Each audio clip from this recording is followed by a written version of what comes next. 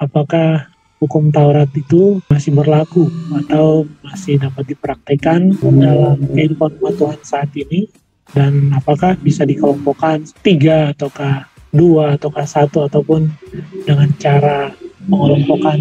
Materi kali ini cukup penting karena ini juga seringkali menyangkut beberapa isu penting tentang hukum Taurat itu sendiri, sehingga memahami hukum Taurat itu juga bisa mendapat pemahaman yang tepat tentang bagaimana seorang anak Tuhan bisa mempraktikkan kehidupannya, dan terutama memahami perintah-perintah dalam perjanjian lama yang seringkali terlihat ekstrim, apakah bisa diterapkan atau tidak. Nah, untuk itu kita perlu memahami dulu apa sih hukum Taurat itu ya, karena kalau kita tidak memahami pendefinisian yang tepat, maka kita akan cenderung untuk keliru memahami penjelasan atau penggunaan istilah itu di dalam Alkitab. Hukum Taurat, definisinya di dalam Alkitab bahasa Indonesia itu, kata hukum atau hukum Taurat atau Taurat itu biasanya merujuk pada kata Torah ya, bahasa Ibraninya.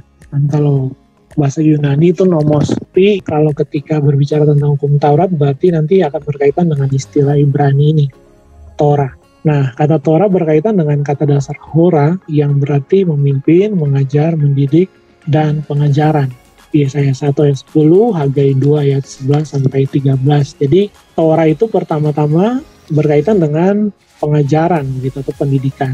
Nah, kata awal mulanya istilah Torah ini digunakan untuk menggambarkan ajaran mengenai suatu hal dan keputusan-keputusan yang diambil mengenai suatu hal di Hagai 2 yang tadi. Nah, namun di kemudian hari penggunaan istilah ini diperluas. Jadi yang tadinya hanya menyangkut pengajaran tertentu, nah di kemudian hari ini diperluas menyangkut Pentateuch ya, atau kelima hukum Musa dari Kejadian sampai Ulangan, 5 kitab yang ditulis oleh Musa, dan bahkan nanti mencakup ke seluruh perjanjian lama.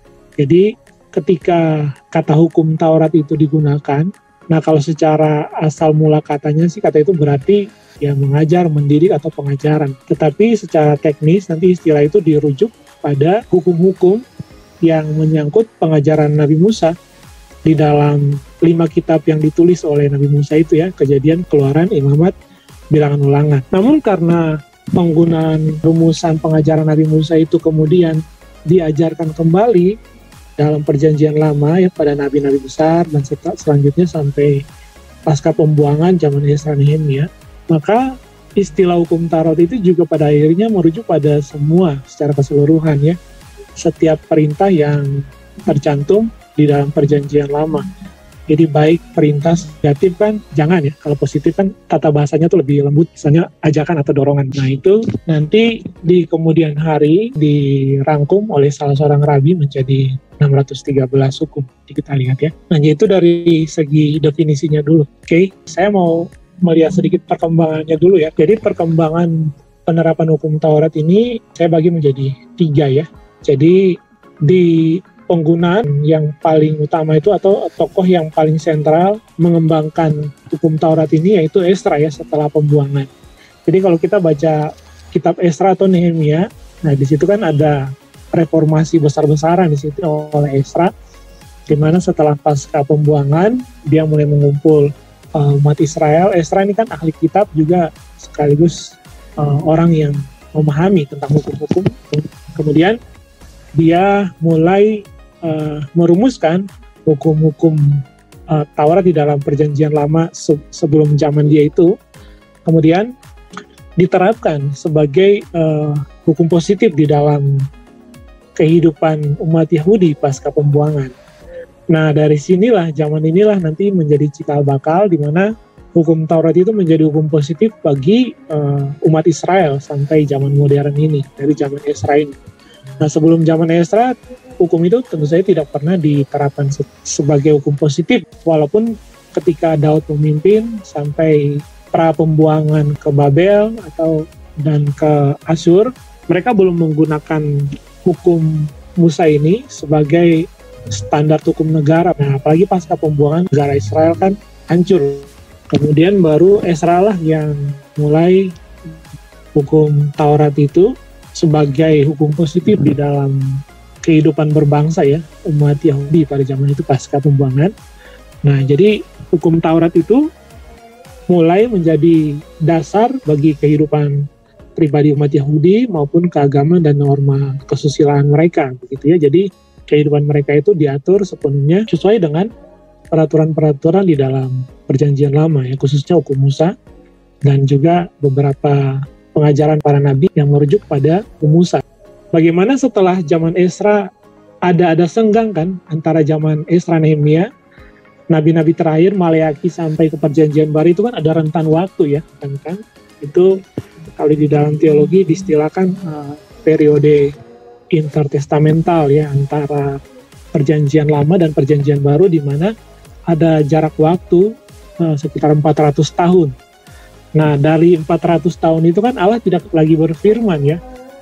Nah, umat Tuhan, umat Israel pada zaman itu pada akhirnya mereka menggunakan pengajaran hukum Taurat itu mulai digunakan sebagai dasar pengajaran pribadi mereka dan juga tuntunan hidup bagi mereka, sehingga di zaman inilah nanti muncul para ahli-ahli Taurat dan kalangan Farisi, walaupun secara politis nanti zaman Tuhan Yesus baru menjadi lebih nampak begitu, tetapi ini bibit-bibitnya sudah muncul itu pada zaman intertestamental ini.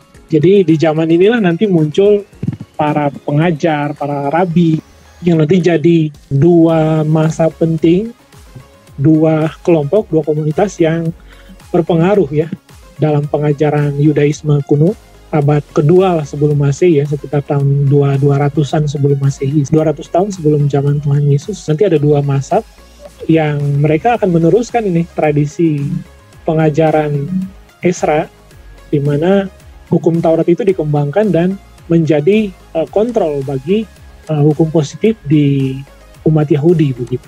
Nah, sampai pada zaman Perjanjian Baru dan khususnya di abad kedua Masehi, tahun 100 lebih lah ya, 100-an lebih setelah zaman Rasul Yohanes, berarti ini generasi kedua.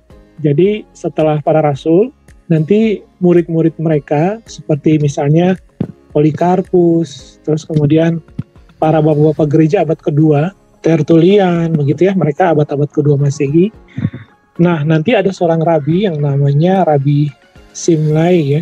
Nah, dia ini yang merumuskan 613 perintah ya, hukum Taurat itu, merumuskan itu dari kelima kitab Musa.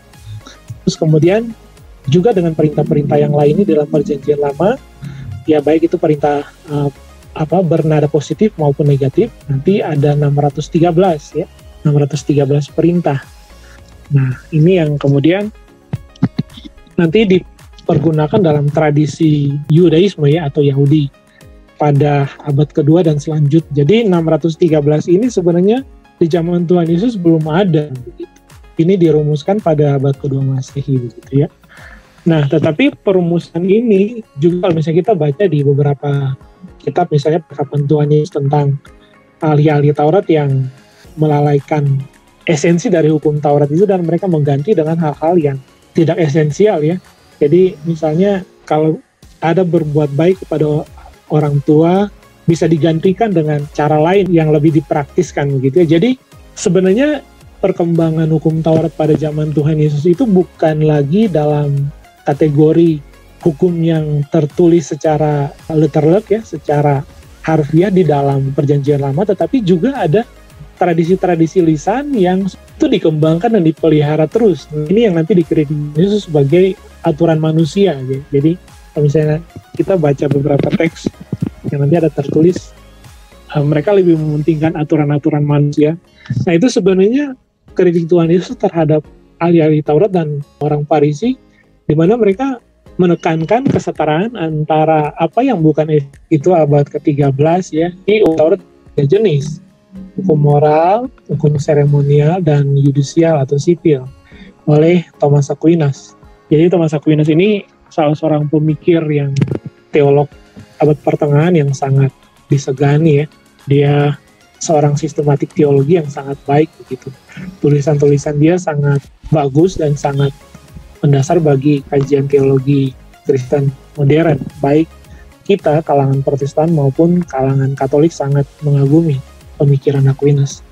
Nah, jadi kalau misalnya teman-teman lihat latar belakang Thomas Aquinas sebagai seorang scholar, sebagai seorang teolog, dan dia punya pemikiran Yunani ya kan. Aquinas ini kan sangat mengagumi Aristoteles ya, sehingga pemikiran dia kan sistematik kan.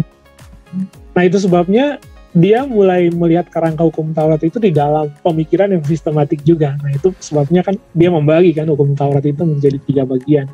Hukum moral, seremonial, yudisial, atau sipil. Nah pengelompokan ini disesuaikan dengan jenis hukum yang tercantum di dalam kitab Taurat. Jadi sebenarnya ini bukan semacam pemikiran filosofis ya, atau semacam pemikiran yang tidak alkitabiah, tidak. Jadi ini semacam mensistematiskan saja begitu. Karena semua hukum moral ya tercantum, seremonial juga ada, sipil juga ada begitu. Dan itu jelas begitu.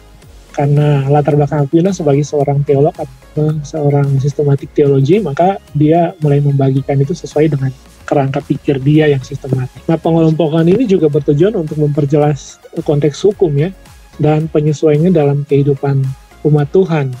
Jadi, pengelompokan ini juga bertujuan misalnya untuk menafsir kayak nanti Tuhan Yesus datang bukan meniadakan tapi untuk menggenapi hukum Taurat. Tapi di sisi lain kan Rasul Paulus juga mengatakan bahwa dengan matinya Tuhan Yesus, dia telah membatalkan hukum Taurat. Nah, jadi kalau misalnya hukum Taurat itu tidak dikategorikan dengan jelas kerangkanya, maka itu terlihat seperti kontradiksi. Jadi, salah satu tujuan Aquinas ya, mungkin mencakup itu ya.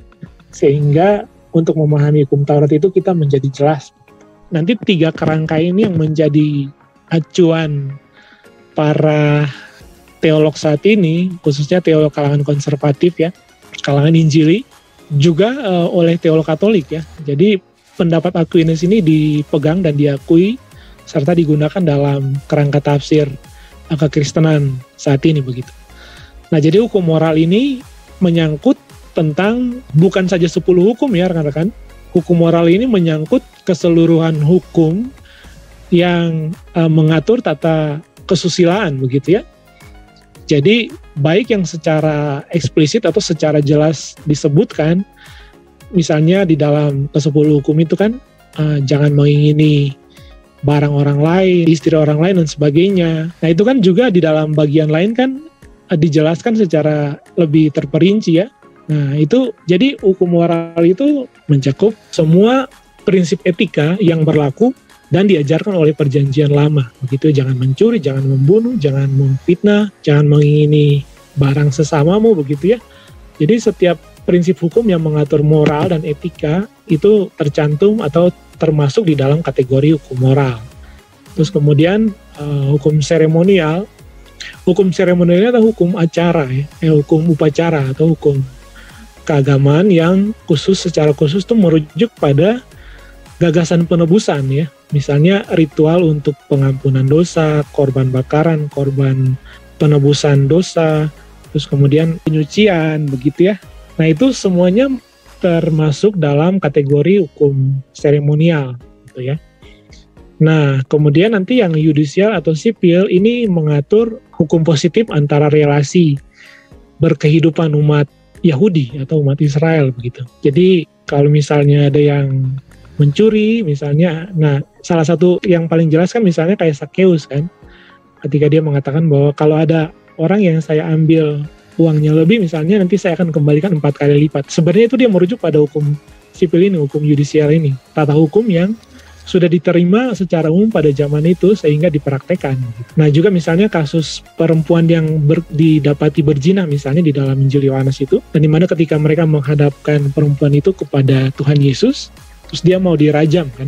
Nah praktek rajam itu sebenarnya juga bagian dari hukum sipil, hukum yudisial yang mengatur tata kehidupan umat Yahudi pada zaman itu. Termasuk juga misalnya seperti Stefanus misalnya yang dirajam. Nah itu bagian dari praktek hukum sipil juga, hukum yudisial yang dipraktekkan ya. Kalau perjanjian lama kan banyak ya, misalnya kayak ada satu tempat yang kalau satu didapati membunuh misalnya, atau gigi ganti gigi, ada harga yang dibayar begitu ya. Atau kalau dalam kasus pembunuhan nanti si pembunuh ini dia harus lari dulu ke satu kota tersendiri, terus kemudian dia harus tinggal di situ berapa lama dulu, nah nanti baru kemudian dia bisa balik kembali begitu. Nah itu termasuk atau terkategori di dalam hukum yudisial atau hukum sipil. Nah kita masuk di isu krusialnya ya, jadi menjawab pertanyaan tentang apakah hukum Taurat itu masih berlaku atau masih perlu digunakan oleh umat Tuhan saat ini begitu. Nah, untuk menjawab hal ini kita memperjelas dulu kan makna definisi dari hukum Taurat itu sendiri, di mana terkategori di dalam 3 kelompok ini ya. Sehingga kalau ditanya apakah hukum Taurat itu masih berlaku atau boleh dipraktekkan oleh umat perjanjian baru saat ini, maka jawabannya adalah hukum Taurat yang dapat dipraktekkan oleh umat perjanjian baru atau kita saat ini adalah hanya mencakup hukum moral saja. Hukum moral karena hukum ini bersifat universal dan kekal ya. Artinya selama umat Tuhan masih ada, selama masih ada manusia dan selama masih ada orang percaya, maka hukum moral itu berlaku secara universal, secara umum dan terus berlanjut sampai Tuhan Yesus datang begitu kedua kali dan mungkin selesai gitu ya. Nah, kemudian seremonial dan hukum sipil. Nah, hukum seremonial sendiri seperti rekan-rekan beberapa tahu, hukum seremonial sendiri sebenarnya kan merupakan tipologi ya, merupakan penggambaran. Nah, misalnya Yohanes 1 ayat 29 ya. Ini salah satu saja, sebenarnya banyak ayat yang bisa dipakai untuk melihat hal ini ya. Jadi pada keesokan harinya Yohanes melihat Yesus datang kepadanya dan ia berkata, "Lihatlah anak domba Allah yang menghapus dosa dunia." Nah, ini kan sebenarnya bagian dari rujukan Yohanes kepada Tuhan Yesus yang mengacu pada pengorbanannya begitu ya, sebagai anak domba Allah yang menghapus dosa dunia. Di dalam hukum seremonial itu sebenarnya kan bagian dari penggambaran tentang pengampunan dosa yang akan merujuk kepada Tuhan Yesus. Nah, jadi di dalam penggambaran Rasul Yohanes tentang Tuhan Yesus yang adalah anak domba Allah itu yang menghapus dosa dunia itu sebenarnya merupakan penggenapan dalam ritus perjanjian lama di mana pengorbanan anak domba itu selalu merupakan gambaran dari penebusan dosa, ya, penyucian dan pengudusan begitu. Nah, jadi hukum seremonial itu sebenarnya menyangkut tipologi terhadap Tuhan Yesus yang akan datang, yang akan mengorbankan dirinya sebagai anak domba yang satu kali mengorbankan dirinya untuk selama-lamanya begitu ya, pengorbanan yang cukup sehingga ketika anak domba Paskah itu datang dan sudah selesai melakukan karyanya satu kali untuk selamanya, maka hukum seremonial itu tidak lagi dipraktekkan bagi orang percaya, orang yang meyakini dan yang menggantungkan harap domba yang mati bagi dia, begitu ya. Nah, kemudian mengapa umat Yahudi melakukannya? Ya, tentu saja karena mereka nggak percaya bahwa Kristus itu adalah Mesias yang penebusan, dia yang anak domba Allah yang menghapus dosa dunia, begitu ya, yang menghapus dosa mereka. Sehingga bagi mereka, ya mereka tetap mempraktekkan Taurat yang tetap dijalankan.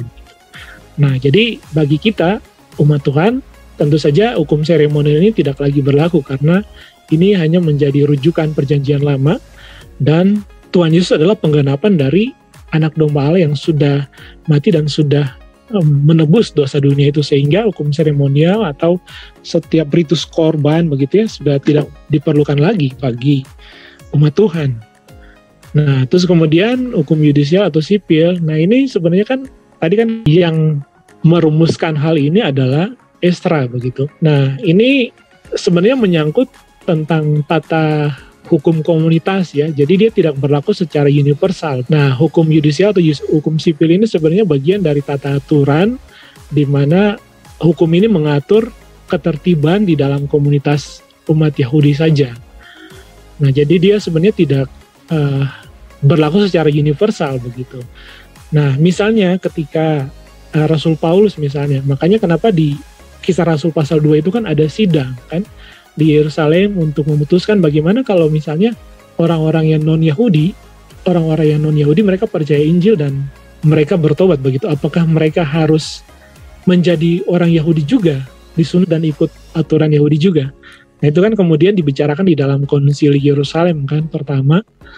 Nah, terus kemudian kan diputuskan kan, makanya itu sebab saudara dan saya tidak perlu sunat lagi karena kita sunat secara batiniah begitu, di mana ketika kita dibaptis sebenarnya merupakan gambaran dari sunat ya, di mana kita mati dan kita bangkit dan dipersatukan dengan Tuhan Yesus di dalam kematian dan kebangkitannya begitu, sehingga tidak perlu lagi sunat secara lahiriah. Itu sebabnya penegakan hukum yudisial atau hukum sipil ini sebenarnya hanya berlaku bagi konteks Yahudi. Jadi konteks mereka yang mewarisi tradisi-tradisi yang diturunkan. Nah, baik dari para rabi yang mereka melalui tafsir PL maupun beberapa tradisi yang kemudian hanya dikembangkan dari tradisi lisan, jadi aturan-aturan yang mereka tambahkan untuk kepentingan sipil ya. Nah, tentu saja sampai saat ini juga banyak yang sudah berkembang ya. Penyesuaiannya juga tentu saja tidak seperti zaman dulu. Misalnya kayak ini aja. Banyak sebenarnya bagian kayak hukum perang misalnya. Nah, itu kan tidak semua serta-merta diterapkan pada zaman ini kan. Terus misalnya kasus-kasus pembunuhan, kan di PL itu kan misalnya seorang membunuh, ada aturan tertentu ya. Nah itu juga kan tidak bisa diterapkan zaman ini gitu.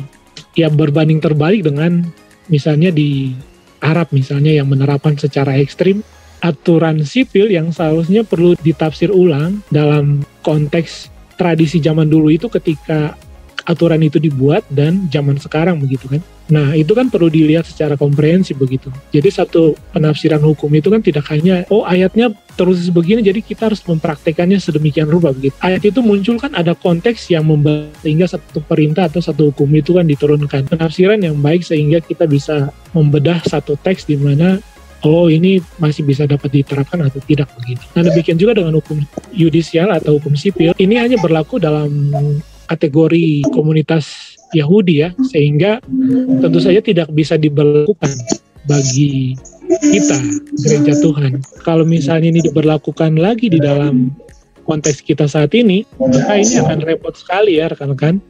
Karena kita akan hidup di dalam dua dunia begitu. Kita akan hidup di dalam hukum sipil Indonesia dan juga hukum kategori dari yudisial atau sipil dari umat Yahudi begitu. Kita nanti bisa disamakan dengan para khilafah begitu ya, yang mencoba untuk menerapkan satu negara di dalam negara begitu. Nah, jadi jawaban saya, apakah dapat secara mutlak diterapkan hukum Taurat? Nah, kita perlu melihat dulu hukum Taurat apa yang dimaksud, dan yang dapat diterapkan secara mutlak adalah hukum moral. Hukum seremonial sudah tergenapi oleh karya Kristus, yudisial atau sipil hanya berlaku pada konteks umat Yahudi begitu. Sehingga tidak bisa diterapkan dalam konteks kita saat ini. Kecuali rekan-rekan hidup di hutan sana sendirian begitu ya. Dan mau menerapkan itu ya silakan saja. Oke, terima kasih. Ya guys, teman-teman, ada yang mau bertanya? Jadi dia kan cuma ngejabarin beberapa hal kayak moral, seremonial, sipil. Nah, seperti yang dijelasin tadi kan, yang moral itu kan masih berlaku ya, Ce ya. Maksudnya masih berlaku. Cuman poin-poin apa aja tuh yang masih berlaku itu moral itu. Terus kalau ketika kita nggak lakukan moral itu, apakah terjatuhnya jadi dosa atau gimana? Ya, kalau misalnya dibilang dosa dan nggak dosa ya, kalau hukum moral kan udah pasti dosa ya. Karena kalau misalnya kita lihat misalnya dalam kategori hukum Musa aja, itu kan larangannya kan membunuh, berzina, gitu-gitu kan. Iya, betul. Hukum yang berkaitan dengan perintah moral begitu, sehingga itu juga ada kan di dalam perjanjian baru yang secara jelas kan, misalnya Paulus tulis pemburi, pembunuh, pemfitnah, kikir ya itu tidak memiliki tempat di kerajaan surga misalnya. Artinya kan hukum itu bersifat terikat, kekal begitu kan, dan berlaku. Sehingga ya kalau melanggar ya pasti dosa. Cuman saat itu kan kalau misalnya orang dulu misalnya ada pelanggaran-pelanggaran kayak gitu, diselesainya sama hukum seremonial yang tadi gitu kan. Betul, ya. Apa misalnya kalau yang sekarang, maksudnya udah dibayar gitu kan, lewat kematian Kristus gitu kan. Betul. Berarti cuman cara bayar dosanya doang yang beda ya. Ya. Dosanya tetap berlaku gitu kan, dosa moralnya itu tetap berlaku, hukum moral itu dosanya tetap berlaku. Cuman betul. Cara bayarnya kalau dulu pakai seremonial, sekarang udah dibayar sama Kristus gitu. Iya, betul. Tapi jika kita mengaku dosa kita, maka Ia adalah setia dan adil, sehingga Ia akan mengampuni segala dosa kita dan menyucikan kita dari segala kejahatan. Artinya di sini kan konteksnya segala dosa kan, ya berarti juga terkategori dalam dosa moral, dan kebanyakan kan memang ya walaupun juga kita mungkin melakukan dosa lain ya, penyembahan berhala yang tanpa sadar misalnya, gitu kan. Ya dosa moral juga pasti banyak. Tapi karena Kristus sudah mati bagi kita, maka yang kita lakukan sebenarnya yaitu bertobat dan minta ampun begitu. Ya, mengakui dosa kita dan mulai buat komitmen untuk memperbaiki kehidupan lama kita, terus diperbarui oleh Roh Kudus begitu, sehingga kita berjuang untuk tidak lagi mengulangi kesalahan-kesalahan yang sama begitu, atau dosa-dosa yang sama. Nah, saudara dan saya kan nggak perlu lagi kan motong domba begitu untuk mempersembahkan sebagai ganti korban penebusan dosa begitu kan, enggak begitu. Karena sudah diselesaikan. Jadi kita memberikan respon dengan ya datang kepada Tuhan, mohon pengampunan begitu. Dan saya rasa kalau misalnya dasarnya hanya melalui sistem ritus kurban, ya, seremonial seperti itu, bisa dicurangi juga ya. Maksudnya begini, ya orang kaya aja yang mungkin ya dia bisa bikin banyak dosa tuh ya karena dia juga bisa beli banyak korban ya. Ya bisa dicurang-curangin gitu kan. Iya, iya. Ya itu kalau misalnya teman-teman, kalau misalnya kita membandingkan ini dengan kehidupan umat perjanjian lama misalnya, seharusnya kita harus sangat bersyukur ya rekan-rekan, dan saya nggak perlu harus motong ini motong itu lagi buat mempersembahkan kurban bakaran atau penebusan dosa atau penyucian begitu kan, tidak lagi. Nah itu sebabnya kita hidup di dalam zaman anugerah gitu kan. Bagaimana bro? Enggak, terus kan ada beberapa sih yang aku ini aja, karena kebenaran di video itu juga dia ngebahas juga hal apa kayak persembahan perpuluhan gitu ya. Ya. Pak Alfred Soru berpendapat kan perpuluhan itu maksudnya hukum moral, Cek. Oh iya, oke. Sementara ya hari-hari ini juga kan banyak juga tuh orang-orang Kristen yang nggak bayar perpuluhan gitu kan. Berarti kan kalau ketika itu hukum moral mutlak dosa gitu. Nah, itu. Nah kalau aku sebenarnya nggak bisa dimasukkan ke situ ya bro, karena ya ini pendapat saya pribadi ya, karena persepuluhan dia sudah sebelum zaman Ishak dan Yakub yang mempraktekkan itu. Nah, tapi secara historis memang dia kan tidak tergolong dalam hukum Taurat begitu ya. Dia kan tradisi iman bisa dikatakan begitu ya, karena Abraham mempraktekkan itu kan berdasarkan iman kan. Dan kemudian diteguhkan kembali ketika pada zaman Musa dan umat Israel begitu. Nah, sehingga kalau mempraktekkan itu ya saat ini ya sah-sah saja.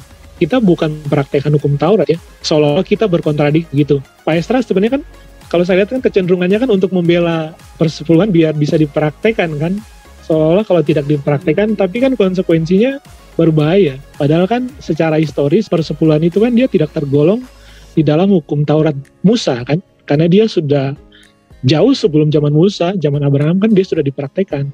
Nah dipraktekannya dengan tradisi iman begitu. Jadi persepuluhan itu diberikan atas dasar iman, atas dasar ucapan syukur kepada Allah kan. Itu kan konteksnya kan ketika Abraham dia mendapat jarahan, atau ketika Yakub dia diberkati, dia mengembalikan kan. Jadi prinsip persepuluhan itu kan sebenarnya ucapan syukur dan semacam ucapan syukur dan bisa dikatakan praktek iman lah begitu. Jadi sebenarnya bisa diterapkan saja konsep pemberian umat perjanjian baru kan, tidak boleh dengan paksaan, harus sukacita dan banyak. Jadi itu saya pribadi, kalau saya mungkin berbeda dengan Pak Esra mungkin ya, karena saya nggak menganggap itu sebagai hukum begitu. Walaupun di kemudian hari kan itu juga dikategorikan sebagai hukum, tapi secara tradisi itu kan dia sudah muncul sebelum hukum Musa. Nah kemudian kalau misalnya itu mau dipraktekkan secara letterlek, secara harfiah begitu, maka seharusnya kan kita nggak bisa memberikan di gereja. Kan itu kan harus diberikan di bait Allah begitu. Nah sehingga ya tentu saja itu jadi diskusi juga yang panjang begitu ya. Nah tapi prinsipnya memang bisa dipraktekkan. Prinsip persepuluhan dan prinsip pemberian dengan iman dan dengan ucapan syukur. Nah itu kan prinsipnya. Jadi rekan-rekan kita bisa lihat ada prinsip-prinsip Alkitabiah yang bisa dipraktekkan, walaupun secara letterleknya, secara harfiahnya memang itu tidak bisa diterapkan bagi kita. Misalnya, kiranya engkau memberkati aku berlimpah-limpah dan memperluas daerahku gitu ya. Dan kiranya, nah itu kan doa Yabes. Kan itu kan bukan doa saudara dan saya, bukan ditujukan, bukan teks yang harus kita bagi kita, enggak. Tapi prinsipnya bisa kita terapkan. Misalnya Tuhan kiranya memberkati kita sesuai dengan konteks kita saat ini. Bukan ladang-ladang kita yang diberkati kan, tapi mungkin pekerjaan saudara. Karena kan kita tidak bekerja di ladang. Jadi ada prinsip yang dapat kita terapkan. Dan juga dengan persepuluhan, prinsipnya bisa kita terapkan saat ini. Dan itu Alkitabiah. sama ngelurusin mungkin yang tadi yang kata si Cici satu paket. Oh iya, Bu Rita Wahyu ya. Kalau sih nggak setuju dengan pembagian Taurat yang 3 itu, karena menurut dia itu dari teolog Barat. Nah, iya. Terus dia teolog gitu. Nggak tahu juga sih gue. Coba di situ dia nggak jelasin, jadi kayak milih-milih gitu, Cek. Tapi sih kalau gue pribadi sih kayaknya lebih setuju ya itu. Karena kayak hukum rajam kan memang udah waktu dari zaman Yesus sudah nggak diterapin gitu kan. Waktu Yesus dihadapkan sama yang cewek yang mau lemparin batu itu kan udah enggak kan, sebenarnya di situ sebenarnya udah ditolak gitu kan. Sebentar teman-teman nanti bisa baca ya. Jadi pengakuan hukum Taurat kan nanti kan diganti oleh Tuhan Yesus jadi 2 kan, dirangkum jadi 2 aja. Ya, kasihlah Tuhan Allahmu dengan segenap hatimu dan kasihlah sama manusia seperti dirimu sendiri. Nah, jadi hukum Taurat itu justru dibuat menjadi positif oleh Tuhan Yesus menjadi 2 hukum saja. Nah, itu hukum kasih kan jadinya. Nah, jadi penerapan kita sebenarnya tidak lagi bersifat negatif, tetapi lebih positif sebenarnya. Jadi pendekatan Tuhan Yesus tuh dia merangkum hukum Taurat itu menjadi lebih positif dan lebih ringkas begitu. Sebenarnya ketika saudara dan saya mengasihi Allah dengan sungguh, pasti kita tidak akan berbuat dosa kan, baik terhadap Tuhan maupun sesama. Nah itu ringkasnya. Jadi kalau misalnya saudara dan saya mengasihi Tuhan dengan sungguh-sungguh, juga mengasihi sesama seperti diri kita sendiri, kita nggak mungkin menyembah berhala, akan mungkin menjadi pembunuh, nggak akan mungkin menjadi perampok, pemerkosa kan nggak. Nah begitu, jadi penerapan hukum kasih itu justru merupakan penggenapannya dari hukum Taurat dan lebih bersifat positif begitu, tidak membebani yang mengerikan begitu ya. Jangan ini, jangan itu dan sebagainya. Cukup memperbaiki sesuatu yang esensial saja. Nah kemudian kalau masalah yang kembali yang tadi ya, sebenarnya ketika Bu Rita bilang begitu ya, ketika dia bilang misalnya, kan tadi saya udah singgung juga ya, Thomas Aquinas kan memang teolog Barat begitu ya, karena kan gaya berpikirnya kan sistematis kan, teratur, tertata begitu, sehingga dia kan membagi segala sesuatu secara tertib juga. Nah, dia memang banyak dipengaruhi Aristoteles ya, makanya tadi sudah sempat singgung kan. Nah, tetapi pemahaman pemikiran dia bukan berarti dia sangat pure filsafat, tidak. Cara berpikirnya saja yang sistematik, tetapi itu semua based on biblical gitu. Semua bersumber dari data Alkitab, bukan sembarangan loh mereka.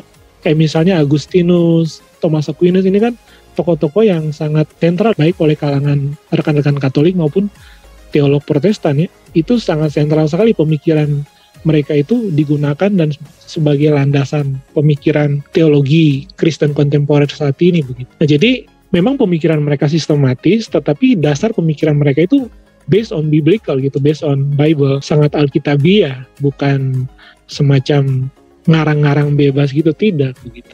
Nah, kalau misalnya Bu Rita, misalnya beliau menolak itu oke lah. Nah, tapi kita kan bisa bertanya, bagaimana dengan penafsiran beliau tentang pernyataan Rasul Paulus tentang ketika Tuhan Yesus, dengan matinya Tuhan Yesus, dia telah membatalkan hukum Taurat. Nah, artinya kan dia akan menafsirkan juga kan hukum Taurat itu dengan hukum yang mana. Ketika dia menafsirkan itu dengan hukum tertentu, otomatis dia juga kan melakukan pembagian. Kalau misalnya dia mau mengatakan bahwa itu menyangkut semua, berarti kita hukum moral berarti tidak berlaku lagi kalau begitu. Cilaka kan. Nah jadi sebenarnya saya melihat cara pandang Bu Rita nih sebenarnya justru cenderung sentimen, Bem. Jadi sentimen teologi. Jadi Bu Rita ini kan beliau datang dari sebenarnya Yudaisme banget gitulah, kekristenan yang sedikit Israelan gitu. Jadi ya cenderung untuk melihat segala sesuatu dari perspektif gaya berpikir dari sana ya, walaupun dia tidak mewakili ya, cuman ya seringkali kan kalau kita menafsirkan satu teks kan kita nggak hanya harus menguasai bahasa aslinya kan ada banyak hal yang perlu kita pertimbangkan untuk melihat satu teks begitu. Nah, jadi saya lebih cenderung melihat beliau terlalu banyak sentimen saja ya, dan gagal paham dari bagaimana cara pandang rekan-rekan atau mereka yang mengkategorikan hukum Taurat ke dalam 3 komponen itu. Semoga menjawab ya, Beng. Siap. Kayaknya si Bembi bekiliur. Nggak dilanjut, Bem? Masih panjang. Cek, ini ada yang nanya nih dari Kasih Malungun si Mare-Mare. Halo Kasih Malungun, masih ada nggak? Masih ya? Halo. Kak, apakah hukum Taurat itu masih berlaku di masa kasih karunia ini? Masih kali ya, kan itu jadi diringkas jadi 2 hukum ya? Iya, betul. Tadi sudah sempat dijelaskan juga. Kalau misalnya kita pakai kata hukum Taurat, berarti yang masih berlaku jenis hukum Tauratnya adalah hukum moral, yaitu menyangkut misalnya 10 hukum Musa yang paling jelas ya, jangan membunuh, jangan memfitnah, jangan berzina dan sebagainya. Itu berkaitan dengan moral kan, pengaturan moralitas, bagaimana umat Tuhan hidup sesuai dengan prinsip moral yang Tuhan kehendaki. Ya tentu saja itu berlaku sama kita. Nah, tetapi di dalam masa perjanjian baru itu dirumuskan jadi lebih positif. Bukan lagi jangan membunuh, jangan segala macam, jangan-jangan, tetapi diganti dengan kasihilah Tuhan Allahmu dan kasihilah sesama manusia begitu. Nah, makanya ketika kita mengasihi Tuhan dengan sungguh-sungguh dan kita mengasihi sesama kita, ya tentu saja kita nggak akan melakukan pelanggaran moral kan. Kalau misalnya saudara mengasihi orang lain, tentu saja seperti diri kita sendiri, tentu saja kita mau melakukan sesuatu yang jahat kepada dia, ya kita akan berpikir 2 kali begitu kan. Jadi prinsipnya lebih positif begitu. Ya kita mengasihi sesama sehingga kita enggan untuk melakukan pelanggaran, kejahatan dan sebagainya begitu. Nah, itu sebenarnya prinsip yang sebenarnya sama saja prinsip hukum Taurat, tapi dibahasakan dalam perjanjian baru lebih positif, hukum kasih begitu. Jadi dengan melakukan hukum kasih, ya kita secara tidak langsung kita juga menggenapi hukum Taurat begitu, menjalankan hukum Taurat juga, tetapi dengan cara pikir dan pendekatan yang lebih positif. Jadi yang sudah saya jelaskan tadi ya, ketika kita mengasihi sesama kita dan cara pandang kita tepat ya, kasih sebagai dasar kehidupan kita dalam relasi kita dengan Allah dan dengan sesama, maka kita tidak mungkin kan menyakiti orang-orang yang kita kasihi kan, menyakiti Tuhan yang kita kasihi, menyakiti saudara yang kita kasihi, atau mungkin berencana jahat terhadap seseorang yang mungkin kita kasihi begitu. Nah, prinsip kasih itu sebenarnya dia merangkum semua hukum Taurat, jadi lebih bersifat positif. Jadi dengan melakukan hukum kasih itu, sebenarnya kita sudah menggenapi hukum Taurat dalam hidup kita. Nah, itu gaya hidup dari umat perjanjian baru kita saat ini. Semoga bisa menjawab ya. Oke, saya wakili kayaknya bisa, Cek. Oke guys, hari ini kita udah belajar banyak ya. Intinya ada banyak hukum ya, si hukum Taurat itu ada 613. Ngebaca satu-satunya juga membingungkan, tapi yang pasti intinya Tuhan sudah merangkumnya menjadi 2 ya. Kasih Tuhan dan kasih sesama. Ya, dan mengerjakannya juga kita nggak bisa pakai kekuatan sendiri. Mengerjakannya juga harus dengan kekuatan Roh Kudus. Karena siapa sih kita bisa melakukan hukum itu sendiri? Pertanyaan terakhir, Cek, dari saya ya. Si Bemi kan bilang kan ada yang moral ya, 10 perintah Tuhan. Ada yang seremonial kayak kalau mempersembahkan korban atau apa. Itu mah kan udah gak dilakukan lagi. Tapi kalau misalnya itu ada juga yang sipil, hukum rajam, hukum orang Israel. Hukum sipil teh maksudnya seperti hukum agama gitu yang diterapin di Aceh gitu ya. Hukum sipil itu sebenarnya hukum negara sih, hukum yang mengatur relasi sosial ya. Jadi kalau mencuri ya dihukum seperti apa, membunuh dihukum seperti apa. Oh, yang gigi gitu. Ganti gigi. Ya, itu dia, mata ganti mata ya itu. Ya. Nah, itu di zaman Ezra itu ditetapkan sebagai hukum negara begitulah. Jadi dipraktekkan secara umum dalam komunitas Yahudi. Oke. Nah, sekarang intinya ketika kita melakukan dosa, kan kalau dulu mah kan misalnya melakukan dosa A, terus dia ada nih aturannya gitu, apa yang harus dia persembahkan. Nah, kalau kita kan sekarang enggak, semuanya bisa selesai dengan datang kepada Tuhan dan minta ampun kan, Cek? Iya, betul. Jadi kalau kita kan tentu saja kita tidak lagi melakukan hukum seremonial kan, seperti mempersembahkan korban penembus dosa, korban keselamatan kan. Karena sistem korban di dalam perjanjian lama itu kan sebenarnya rujukan untuk karya Kristus di kayu salib. Penebusan, persembahan yang satu kali dan untuk selama-lamanya bagi penebusan dosa dan pengudusan begitu kan. Nah, sehingga setiap kali orang yang percaya kepada Kristus itu kan semuanya ditanggung kan dosanya. Baik dosa kita yang lalu, dosa kita saat ini, dan mungkin dosa kita yang di kemudian hari yang akan kita buat yang tanpa disadari begitu ya. Itu semua sudah ditanggung oleh Kristus. Nah, namun ketika kita berbuat dosa, ya kita harus menyadari, kemudian kita kembali kepada Tuhan, ya kita mohon pengampunan dan buat komitmen baru untuk berjuang untuk tidak lagi melakukan dosa yang sama gitu ya. Dan juga dosa-dosa yang lain gitu. Berarti benar ya kalau dikatakan kita hidup di masa kasih karunia itu sekarang, karena kalau kita bisa lihat cobaan kita godaan kita tampak lebih banyak kan dibandingin sebelumnya. Di zaman orang Israel belum ada internet, belum ada yang kayak sosial media, belum lagi TV apa, berarti kan keinginan mata, keinginan daging dan keangkuhan hidup itu lebih terbatas kali ya. Sedangkan kan sekarang kan tidak terbatas. Tapi kasih karunia-Nya itu cara kita untuk minta ampun pun jauh lebih mudah dibandingin dulu gitu ya. Iya, betul sih. Jadi kalau saya lihat itu, kalau misalnya kita membandingkan ya, kalau hukum Taurat itu kan keras ya begitu ya. Konsekuensinya kan jelas begitu. Setiap kali ada pelanggaran, selalu ada harga yang harus dibayar sekaligus. Tapi mungkin ada kelebihan ya. Kelebihannya mungkin kalau karena hukum itu tegas dan keras, maka orang akan berpikir 2 kali untuk melakukan pelanggaran gitu ya. Nah, sebaliknya dengan kita, karena kita ini terlalu nyaman, terlalu enak, seringkali kita nggak berpikir secara serius untuk melakukan dosa. Nah, itu yang kita belum menjadi refleksi buat kita hari-hari ini kan. Kita hidup di zaman kasih karunia ini bukan berarti kita bebas untuk melakukan sesuatu dosa dan sebagainya. Tapi justru karena kalau kita melihat harga dosa yang dibayar oleh Kristus itu terlalu sangat mahal, maka dengan kasih kepada Kristus seharusnya kita berpikir berkali-kali lipat untuk melakukan pelanggaran atau dosa yang mungkin mendukakan hati Tuhan. Seharusnya dosa ini yang kita lakukan ini harus kita korelasikan dengan karya Kristus gitu. Jadi ketika kita berbuat dosa kan seolah-olah kita menganggap enteng, menganggap remeh harga yang Kristus bayar begitu secara tidak langsung kan. Nah, maka kita harus lihat bahwa konsekuensi dosa itu sangat serius sekali. Ini mah harusnya tesisnya, tugasnya Modi ini untuk bahas tentang dosa ini. Betul. Tesis kamu untuk bahas soal dosa. Intinya mah gini, dulu cara penebusannya cukup rumit. Sekarang godaan lebih panjang, lebih besar, lebih mudah kita untuk jatuh dalam dosa. Tapi Tuhan tuh baik ya, adil ya. Cara kita untuk penebusannya jauh lebih mudah ya. Betul. Karena bayangin ya kalau dalam sehari saya melakukan dosa mau bisa 30-40 kali, berapa korban tuh? Iya, itu dia. Dari mulai marahin anak, negatif tinggi. Kita patut bersyukur ya kalau kita manusia-manusia yang dilahirkan di 21. Biarlah kita juga semakin mawas diri dan semakin hati-hati ya untuk menjalani kehidupan kita. Oke, guys? Amin.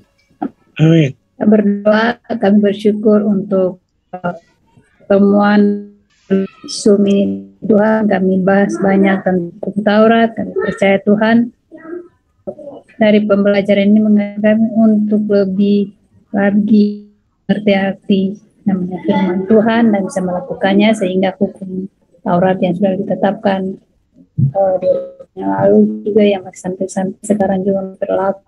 Kami boleh dengan taat menaati aturan yang sudah Tuhan untuk kami menjadi anak Tuhan yang takut Tuhan. Berkati KOC yang telah menyampaikan materi biarlah atau ayuan pemakaian Tuhan semakin hari semakin bertambah. Bahkan kami juga yang telah mengikuti pembelajaran ini juga diberkati Tuhan.